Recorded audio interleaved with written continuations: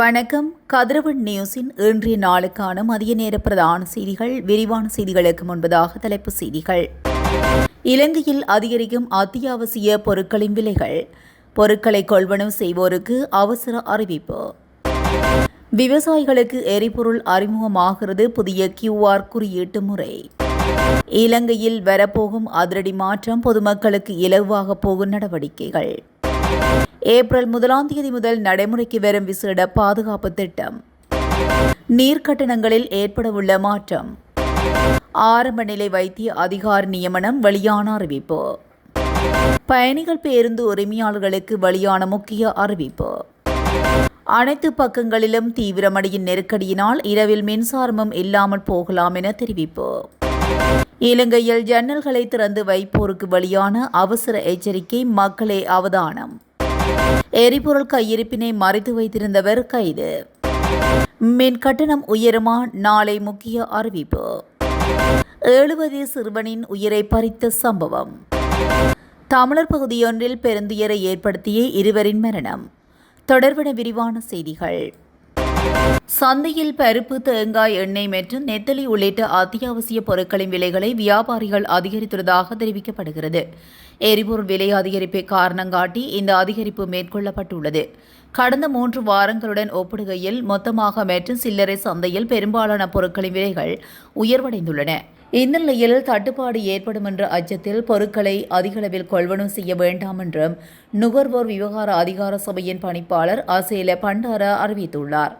அத்துடன் பண்டிகை காலத்தில் பொருட்களுக்கு தட்டுப்பாடு ஏற்படாது எனவும் அவர் பொதுமக்களுக்கு உறுதியளித்துள்ளார். எனினும் அத்தியாவசிய பொருட்கள் இறக்குமதியில் எவ்வித தட்டுப்பாடும் இல்லை எனவும் கொள்கலன்களை பரிசோதிக்கும் இடவசதி குறைவாக இருப்பதாலேயே சிறு தாமதங்கள் ஏற்படுவதாகவும் தற்போது அந்த இடவசதிகள் விரிவாக்கப்பட்டு வருவதாகவும் இலங்கை சுங்க ஊடக பேச்சாளர் சந்தன புஞ்சிகேவா தெரிவித்துள்ளார். இதேவேளை அத்தியாவசிய உணவுப் பொருட்கள் இறக்குமதியாளர்கள் மற்றும் வியாபாரிகள் சங்கத்தின் செயலாளர் பி. சுப்பிரமணியம் இதுகுறித்து கூறுகையில், நாட்டில் அத்தியாவசிய பொருட்களுக்கு தட்டுப்பாடு இல்லை. இடைத்தரகர்களே செயற்கையான தட்டுப்பாட்டை உருவாக்கி விலைகளை அதிகரித்துள்ளனர். ஆஸ்திரேலியாவிலிருந்து இறக்குமதி செய்யப்படும் பருப்பு வகைகள் மார்ச் மாத இறுதியில் நாட்டை வந்தடைய உள்ளன. ஏப்ரல் முதல் வாரத்தில் பருப்பு விலை மீண்டும் 265 தொடக்கம் 270 ரூபாய் வரை குறையும். எனவே சித்திரை புத்தாண்டு காலத்தில் எரிபொருள் விலை அதிகரித்தாலும் அத்தியாவசிய பொருட்களின் விலையில் அதிகபட்சமாக 20 ரூபாய் மட்டுமே மாற்றம் ஏற்படலாம் என சுட்டிக்காட்டியுள்ளார். இதுகுறித்து வர்த்தக, வாணிபம், உணவு பாதுகாப்பு மற்றும் கூட்டுறவு அபிவிருத்தி அமைச்சர் வசந்த சமரசிங்க தெரிவிக்கையில், பருப்புக்கு கட்டுப்பாட்டு விலை இல்லாதனால் சில்லறை விலையில் கடுமையான தலையீடுகளை செய்ய முடியாது. இருப்பினும் பொருட்கள் பதுக்கப்பட்டால் நுகர்வோர் விவகார அதிகார சபை ஊடாக கடும் நடவடிக்கை எடுக்கப்படும். சித்திரை புத்தாண்டுக்கு தேவையான 90% அத்தியாவசிய பொருட்கள் ஏற்கனவே கொள்வனவு செய்யப்பட்டுள்ளன என்றும் அவர் மேலும் சுட்டிக்காட்டியுள்ளார். வேளாண்மை துறை மற்றும் பல்வேறு தரப்பினருக்கு எரிபொருள் வழங்குவதற்கான ஒரு புதிய QR குறியீடு முறையை செயல்படுத்துவதில் கவனம் செலுத்தப்பட்டு வருவதாக இலங்கை பெட்ரோலிய கூட்டுத்தாபனம் தெரிவித்துள்ளது. இதற்காக வாகனங்கள் இல்லாத QR குறியீடு முறையை அறிமுகப்படுத்த நடவடிக்கைகள் எடுக்கப்படும் என்றும் கூட்டுத்தாபனத்தின் தலைவர் DJAS ராஜகரணா கூறினார். புதிய QR குறியீடு முறை தற்போது உருவாக்கப்பட்டு வருவதாக கூறிய ராஜகரணா, இது விவசாயிகள் மற்றும் கடற்தொழிலாளர்கள் உள்ளிட்ட பல்வேறு தரப்பினரின் எரிபொருள் தேவைகளுக்காக உருவாக்கப்படும் என்று குறிப்பிட்டார். கிராம சேவகர் மற்றும் பிரதேச செயலகத்துக்கு அவர்களின் எரிபொருள் தேவைகள் குறித்து தெரிவிக்கப்பட்டு இந்த புதிய QR குறியீடு முறை உருவாக்கப்படும் என்றும் இந்த புதிய QR குறியீடு அந்த நபர்களின் தேசிய அடையாள அட்டை எண்ணுக்காக உருவாக்கப்படும் என்றும் அவர் கூறினார். இந்த புதிய QR குறியீடு பல்வேறு முறைகளின் கீழ் உருவாக்கப்படும் என்றும் அதன்படி 7 பிரிவுகளின் கீழ் எரிபொருளை பெற முடியும் என்றும் அவர் சுட்டிக்காட்டினார். மேலும் இந்த பிரிவுகளுக்கு எவ்வளவு எரிபொருள் வழங்கப்படும் என்பதை பெட்ரோலிய கூட்டுத்தாபனம் முடிவு செய்யும் என்றும் அவர் தெரிவித்தார். எதிர்காலத்தில் இந்த புதிய முறையை அறிமுகப்படுத்த நடவடிக்கைகள் எடுக்கப்படும் என்றும் இதன் மூலமாக பல்வேறு வணிகங்கள் மற்றும் விவசாயிகள், கடற்தொழிலாளர்கள் போன்ற தங்களின் சொந்த தேவைகளுக்காக எரிபொருளை பயன்படுத்தும் அனைத்து தரப்பினரின் தேவைகளையும் வாகனமில்லா எரிபொருளை கொண்டு பூர்த்தி செய்ய முடியும் என்று அவர் மேலும் தெரிவித்தார். 2026 3வது அல்லது 4வது காலாண்டுக்குள் முதலாவது டிஜிட்டல் அடையாள அட்டைகளை வழங்க திட்டமிடப்பட்டுள்ளதாக டிஜிட்டல் பொருளாதாரம் தொடர்பான பிரதி அமைச்சர் எராங்க வீரரத்ன தெரிவித்துள்ளார். இலங்கையில் தேசிய டிஜிட்டல் அடையாள அட்டை திட்டத்தை நடைமுறைப்படுத்துவது குறித்தும் கருத்து தெரிவிக்கையிலேயே அவர் இந்த விடயத்தை கூறியுள்ளார். மேலும் தெரிவிக்கையில் அடுத்த 2 ஆண்டுகளுக்குள் நாடு தழுவிய ரீதியில் அனைத்து தேசிய அடையாள அட்டைதாரர்களையும் மீளப்பதிவு செய்து நவீன அடையாள அட்டை கட்டமைப்பை உருவாக்க இலக்கு நிர்ணயிக்கப்பட்டுள்ளது. புதிய டிஜிட்டல் அடையாள அட்டையானது நவீன பாதுகாப்பு அம்சங்களை கொண்டிருக்கும். விரல் அடையாளங்கள் போன்ற பயோமெட்ரிக் தரவுகள் என்கிரிப்ஷன் முறையில் பாதுகாக்கப்படும். இதன் மூலம் வங்கி சேவைகள், நலன்புரி திட்டங்கள் மற்றும் உத்தியோகபூர்வ ஆவணங்களுக்காக அரசாங்க அலுவலகங்களுக்கு நேரில் செல்ல வேண்டிய அவசியம் குறையும். எனவே தொலைவில் இருந்தே அடையாளத்தை உறுதிப்படுத்த முடியும். ஒரேயடியாக பழைய முறையை மாற்றாமல் ஒரு குறிப்பிட்ட காலத்துக்கு டிஜிட்டல் அடையாள அட்டைகளும் தற்போதைய அசாதாரண அடையாள அட்டைகளும் இணையாக செல்ல அனுமதிக்கப்படும். இது பொதுமக்களின் சேவைகளில் எவ்வித தடங்களும் ஏற்படாமல் இருப்பதை உறுதி செய்யும் என அவர் சுட்டிக்காட்டியுள்ளார். எதிர்வரும் சித்திரை புத்தாண்டு காலத்தை முன்னிட்டு ஏப்ரல் 1 முதல் நாடு தழுவிய ரீதியில் விசேட பாதுகாப்பு திட்டம் ஆரம்பிக்கப்படவுள்ளது என்று போக்குவரத்து மற்றும் வீதி பாதுகாப்பு பிரிவுக்கு பொறுப்பான பிரதி போலீஸ் மா அதிபர் WPJ சேனாதிர ஊடகங்களிடம் தெரிவித்தார். புத்தாண்டு காலத்தில் பொதுமக்களின் நடமாட்டம் மற்றும் வாகன போக்குவரத்து கணிசமாக அதிகரிப்பதை கருத்தில் கொண்டு மேலதிக போக்குவரத்து போலீஸ் உத்தியோகத்தர்கள் மற்றும் பாதுகாப்பு படையினர் கடமையில் ஈடுபடுத்தப்படவுள்ளனர் என்றும் அவர் குறிப்பிட்டார். குறிப்பாக கொழும்பு உள்ளிட்ட பிரதான நகரங்களில் உள்ள தொடருந்து நிலையங்கள், பிரதான பேருந்து நிலையங்கள் மற்றும் வர்த்தக மையங்களை மையப்படுத்தி விசேட போக்குவரத்து கட்டுப்பாட்டு திட்டங்களும் பாதுகாப்பு ஏற்பாடுகளும் முன்னெடுக்கப்பட உள்ளன. பொதுமக்களின் பாதுகாப்பை உறுதிப்படுத்துவதே இந்த திட்டத்தின் பிரதான நோக்கமாகும். இந்த விசேட பாதுகாப்பு திட்டம் ஏப்ரல் 1 முதல் நடைமுறைக்கு வரும். புத்தாண்டு கொண்டாட்டங்களின் பின்னர் பொதுமக்கள் மீண்டும் கிராமங்களிலிருந்து நகரங்களுக்கு திரும்பும் வரை இது தொடர்ச்சியாக முன்னெடுக்கப்படும் என்று அவர் மேலும் தெரிவித்துள்ளார். நீர்க்கட்டணங்களை அதிகரிப்பது தொடர்பில் எந்தவித தீர்மானமும் எடுக்கப்படவில்லை என தேசிய நீர்வளங்கள் மற்றும் வடிகால் அமைப்பு சபை அறிவித்துள்ளது. வருடத்தில் 2 முறை மட்டுமே கட்டண திருத்தங்கள் குறித்து ஆராயப்படும் என தேசிய நீர்வளங்கள் மற்றும் வடிகால் அமைப்பு சபை தலைவர் சந்தன பண்டார தெரிவித்துள்ளார். நாட்டில் தற்போது நிலவும் வறட்சியான காலநிலை காரணமாக வறட்சி நீடித்தால் நீர் விநியோகத்தை குறைக்க வேண்டிய கட்டாயம் ஏற்படலாம் என்று அவர் அறிவுறுத்தியுள்ளார். எதிர்கால தேவைகளை கருத்தில் கொண்டு அம்பத்தலேயில் மேலதிகமாக 50,000 கனமீட்டர் உற்பத்தி நிலையமும், கழுகங்கை திட்டத்தின் கீழ் 1,36,000 கனமீட்டர் நிலையமும் அமைக்கப்பட உள்ளன. எனவே தோட்டங்களுக்கு நீர் பாய்ச்சுதல் மற்றும் வாகனங்களை கழுவுதல் போன்ற அத்தியாவசியமற்ற தேவைகளுக்கு நீரை பயன்படுத்துவதை தவிர்த்து சிக்கனமாக பயன்படுத்துமாறும் கோரிக்கை விடுக்கப்பட்டுள்ளது. ஆரம்ப நிலை வைத்திய அதிகாரிகளுக்கான நியமனங்களுக்கு விண்ணப்பங்களை கோருவதற்கு சுகாதார மற்றும் ஊடக அமைச்சு நடவடிக்கை எடுத்துள்ளதாக தகவல் வெளியாகியுள்ளது. கடந்த ஆண்டு ஜூலை மாதம் 4 தமது உள்ளக பயிற்சியினை வெற்றிகரமாக நிறைவு செய்த 453 மருத்துவ பட்டதாரிகளுக்காக இந்த விண்ணப்பங்கள் கோரப்படுவதாக அமைச்சு தெரிவித்துள்ளது.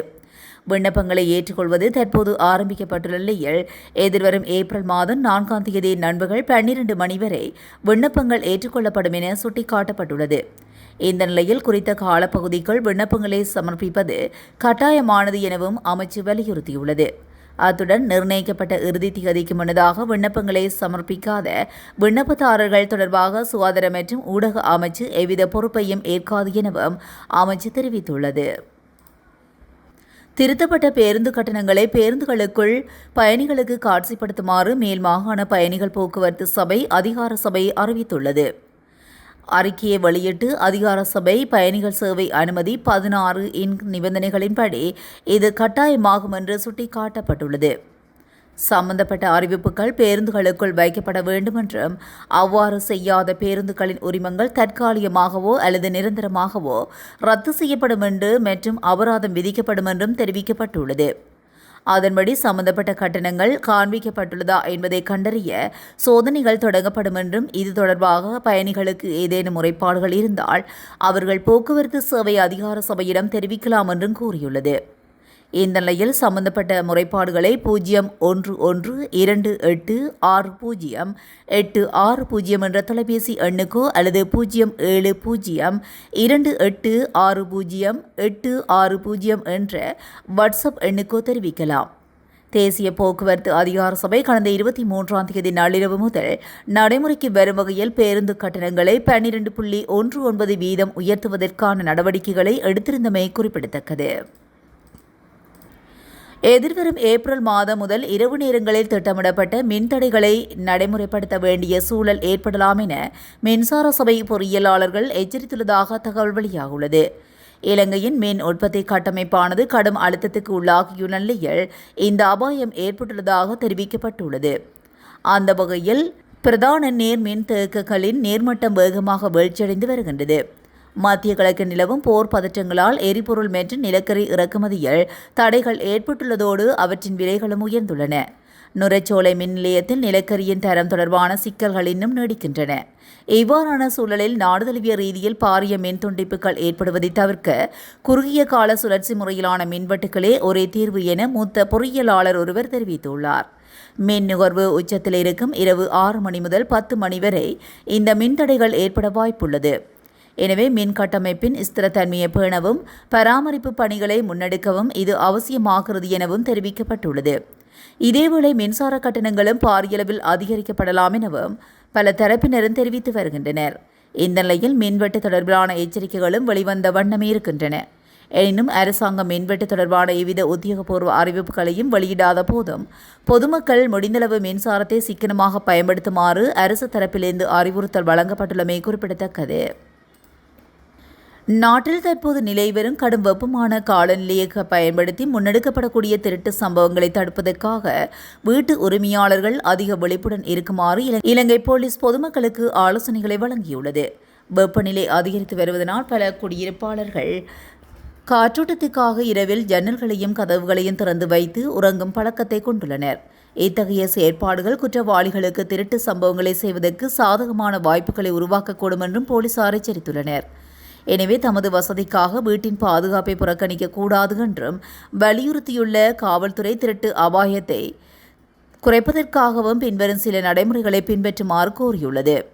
அதன்படி காற்றோட்டத்துக்காக திறந்து வைக்கப்படும் ஜன்னல்களில் ஊடுருவ முடியாதவாறு பாதுகாப்பு உலோக கம்பிகளை பொருத்துவதை உறுதி செய்யுமாறும் உறங்க செல்வதற்கு முன் வீட்டின் அனைத்து கதவுகளும் வழிவாயில்களும் சரியாக பூட்டப்பட்டிருப்பதை மீண்டும் ஒருமுறை சரிபார்த்து கொள்ளுமாறும் கோரிக்கை விடுத்துள்ளனர்.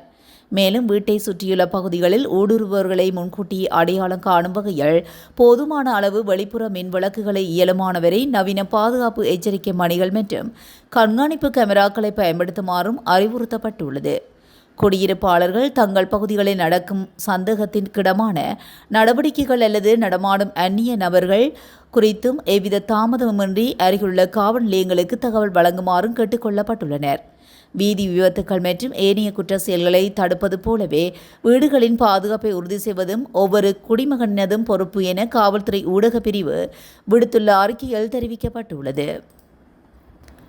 தனது வீட்டில் எரிபொருள் கையிருப்பினை மறைத்து வைத்திருந்த பெண்ணொருவரை கைது செய்துள்ளதாக குடாஒய்யா போலீஸ் நிலைய அதிகாரிகள் தெரிவித்துள்ளனர். ஊவா குடாஒய்யா போலீசாருக்கு கிடைத்த ரகசிய தகவலுக்கு அமைய மேற்கொள்ளப்பட்ட சோதனையின் போதே 95 லிட்டர் பெட்ரோல் மற்றும் 78 லிட்டர் டீசல் ஆகியன எரிபொருட்கள் மீட்கப்பட்டுள்ளது. கைது செய்யப்பட்ட பெண் இன்று வெள்ளவாய நீதவான் நீதிமன்றத்தில் ஆஜர்படுத்தப்படவுள்ளமை குறிப்பிடத்தக்கது. மின்சார கட்டண திருத்தம் தொடர்பான இறுதி தீர்மானத்தை நாளை அறிவிக்கவுள்ளதாக இலங்கை பொது பயன்பாடுகள் ஆணைக்குழு தெரிவித்துள்ளது. தற்போது நிலவும் கடும் வறட்சி, தரமற்ற நிலக்கரி விநியோகம் மற்றும் மின் உற்பத்திக்காக அதிகளவில் டீசலை பயன்படுத்த வேண்டியுள்ளமையினால் உற்பத்தி செலவினம் அதிகரித்துள்ளது. தற்போது எதிர்பார்க்கப்படும் வருமானத்தை விட செயல்பாட்டு செலவுகளும் மேலதிகமாக 15.8 பில்லியன் ரூபாய் தேவைப்படுவதால் இந்த விலை உயர்வு கோரப்பட்டுள்ளது. கட்டணத்தை அதிகரிப்பதா அல்லது தற்போதைய நிலையிலேயே பேணுவதா என்பது குறித்து நாளை இறுதி முடிவு எடுக்கப்படும். எனினும் மின்சார சபையின் கடந்த கால கடன்கள் எதுவும் புதிய கட்டண கணிப்பீட்டில் சேர்க்கப்பட மாட்டாது என இலங்கை பொது பயன்பாடுகள் ஆணைக்குழுவின் தலைவர் பேராசிரியர் லலித் சந்திரலால் தெரிவித்துள்ளார். தனமல்வில வெள்ளவாய வீதியில் குடாஒய்யா நகரத்துக்கு அருகில் இடம்பெற்ற வீதி விபத்தில் சிறுவன் ஒருவன் உயிரிழந்துள்ளார். வெள்ளவாயுவிலிருந்து தலமல்வில நோக்கி பயணித்த லொரியொன்று எதிர் திசையில் வந்த முச்சக்கர வண்டியொன்றின் மீது மோதியதில் இந்த விபத்து சம்பவித்துள்ளது. விபத்தின் போது முச்சக்கர வண்டியின் பின்னால் பயணித்த சிறுவன் பலத்த காயமடைந்து தடமல்வில வைத்தியசாலையில் அனுமதிக்கப்பட்டார். பின்னர் மேலதிக சிகிச்சைகளுக்காக ஏம்பிலிப்பட்டிய வைத்தியசாலைக்கு மாற்றப்பட்ட நிலையில் சிகிச்சை பலனின்றி அந்த சிறுவன் உயிரிழந்துள்ளார். கொட்டியாகல பகுதியைச் சேர்ந்த 7 வயது சிறுவனை இவ்வாறு உயிரிழந்துள்ளார். சம்பவம் தொடர்பில் லொரி சாரதி கைது செய்யப்பட்டுள்ளதுடன் குடாஉயா போலீசார் மேலதிக விசாரணைகளை மேற்கொண்டு வருகின்றனர்.